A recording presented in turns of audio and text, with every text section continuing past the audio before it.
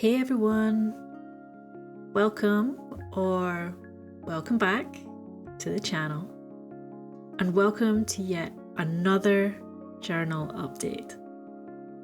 This is actually the final one for January, which is a bit awkward considering I recorded this in February and it's being edited in April. It really gives you an insight into how behind I've been. But with good reason, since I've had a ton of stuff on with work, which has taken way more of my time than I thought. But let's not take away from the fact that we managed 10 entries in January. I guess that's just the power of being unemployed. So we're adding a book to our list today. We're adding Priory of the Orange Tree by Samantha Shannon. Don't mind me while I casually write Priory of the Orange Book. Great start, Lou. This is also the first fantasy book of the year, which honestly is so exciting for me. It's a genre I read a lot of, but I'd purposefully put off doing so to try and give other genres a chance. It feels good to finally get it on the board. Now I finished this all the way on the 28th of January, which is wild. I mean, look at the spread between this and the last entry. It's with good reason, honestly. I spent a long time reading this, and at the same time I was playing a couple of different games, one of which is already done and it will be added to February's list, another of which I am still playing literally like 3 months later. But yeah, there weren't any quick wins to be had at that point in the month, so a bit of a gap. Still, I can't complain because we are still miles ahead of our yearly goal. Like, we should be so happy with this progress. So as we begin here, I've decided I think I'm going to change the post-it colour every month to something that kind of themes with the time of the year. I figure blue goes well with January because it's cold and it's dreary. And I'm pretty sure I think I'll use pink for the next month. But then I really want to get some pastel coloured post-its for later on in the year. The problem I have with the ones I've got just now, like these, they're just so bright. Like really bright. And I think some of them are just a bit too in your face. Like they'll do for February spread because I don't know, shock pink is very on brand for Valentine's Day, but I don't know about the rest of them. So, Priory. What a book. What a book to finish the month with. I cannot tell you how many times I saw this book while I was out shopping for something else, and I would pick it up and I'd think, oh my god, that's the most beautiful book cover I think I've ever seen in my life. And then I would put it down. And that would be the end of it. I would walk away. And it wasn't until I was in Waterstones, I was shopping for something else completely, but they didn't have it. And I picked this up and I was just like, I'm so in the mood to buy something today. What can I buy? I picked this up again and I thought, you know what? We're doing it. We're getting it. I'm so glad that I did.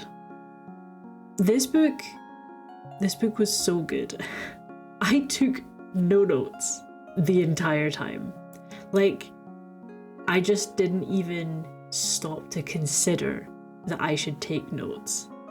Like, I was constantly engrossed from start to finish. Like, when I say I devoured this book, you have no idea. The quote I picked is actually a smaller part of a larger quote. I couldn't fit the whole thing in, so I just wanted a little snippet. But it was, "No more than I," she said. to love you like I do. It's a really beautiful quote from such a beautiful scene. And there are so many phenomenal storylines in this. It's hard to do them all justice in this review. Oh, by the way, ignore the camera deciding it doesn't want to focus. I don't know why. Maybe it was tired.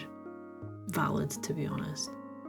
So I was a big Game of Thrones fan. I read through all the books. I watched the TV show. And when, or if, Winds of Winter ever comes out, you better believe I'll be buying it day one. And thinking about what I loved from that series, I discovered that I actually really like political fantasy. This book has tons of it. I think that's what hooked me initially. This book has so many elements that I just love so much when it comes to fantasy. Not just political drama, it has branching storylines. It has intellectual dragons that actually feel as much a part of the plot as opposed to just an extra. It has a really interesting set of magic systems that are deep and have a lot of lore attached to them and have clearly been thought out well. It has sapphic love stories, and those stories feel authentic. They don't feel, again, like just part of the plot that they've hashed on at the end to get some extra draw. They fit inside this world. The book plays out over two distinct nations, the East and the West. One nation covets dragons. They see them as intellectual gods, and they work alongside them, and they have an entire hierarchy and societal system built on collaboration with these creatures. The other side abhors them, sees them as evil, instead looks to the monarchy and the church as the only true power in the world, and anybody that doesn't agree with that is denounced. Both sides' histories and the stories that they tell felt like they were treated with equal care and consideration. This wasn't a really, the main plot is in the East and the West is kind of here as well. It felt like it was very much balanced from start to finish. When the different subplots finally started to converge, it felt natural, and it was rewarding to see it happen. So often with books of this nature, I tend to find characters that I find more interesting.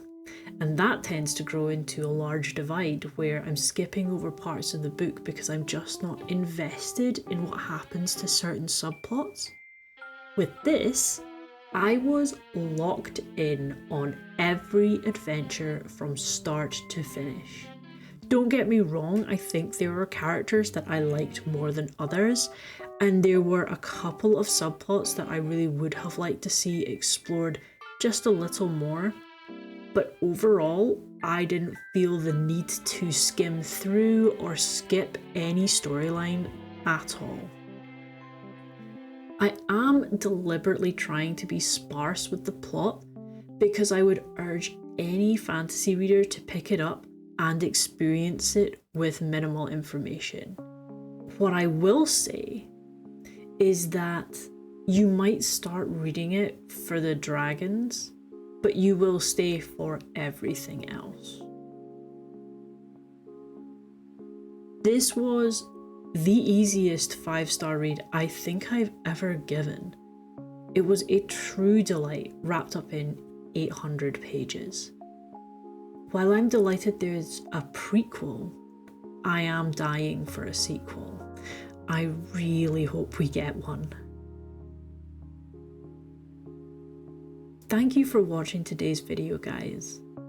Let me know if you've read Priory, and if so, what your thoughts were. If you liked today's video, please consider hitting the thumbs up button. And if you want to see more, you can always subscribe and turn on notifications so that you won't miss a single entry. The next upload will be February's spread, so I'm going to leave this last page blank, and then you might be able to spy the outlines of it already.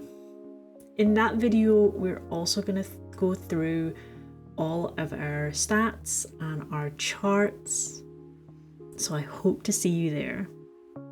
Have a great rest of your day.